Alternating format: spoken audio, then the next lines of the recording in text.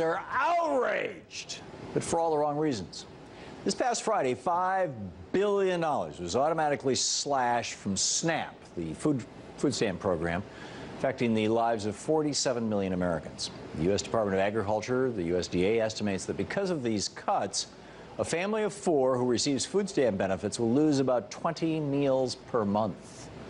But these enormous cuts to food stamps are not enough for the Republicans. They want to slash an additional $40 billion from the program in the name of reducing spending and federal debt. Republicans love to argue that programs like SNAP and other social safety net programs put an unfair burden on American taxpayers. But if they just took a minute to crunch the numbers, they'd realize that that's flat out wrong. In 2012, the average American taxpayer making $50,000 a year paid just $36 toward the food stamp program. That's 10 cents a day. That's less than the cost of a gumball. But Republicans think that's still too high a price to pay to help the neediest and most vulnerable Americans.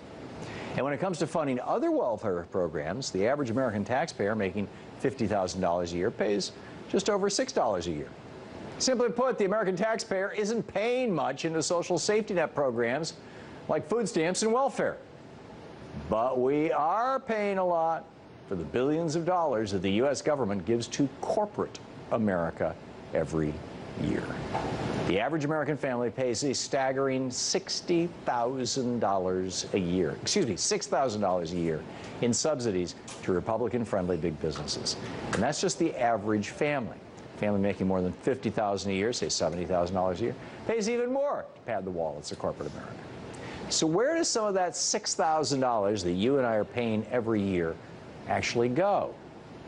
For starters, $870 of it goes to direct subsidies and grants to corporations. That's like the government writing checks to big businesses. This includes money for subsidies to big oil companies that are polluting our skies and fueling global climate change and global warming. Compare that to the $36 that you and I pay for the food stamp program every year. An additional $870 goes to corporate tax subsidies.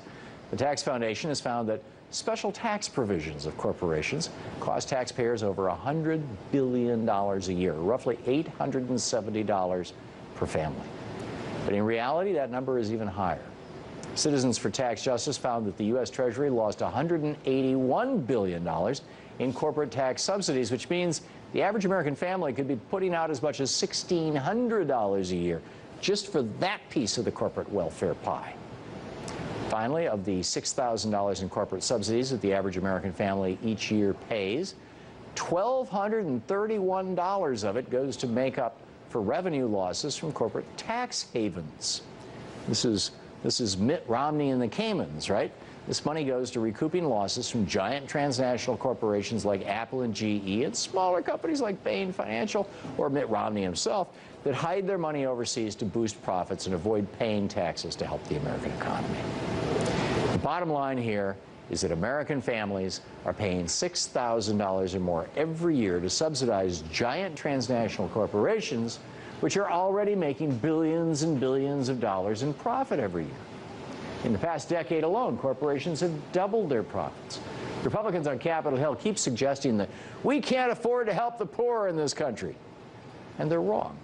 What we really can't afford is doling out $100 billion every year in welfare to corporations that don't need it.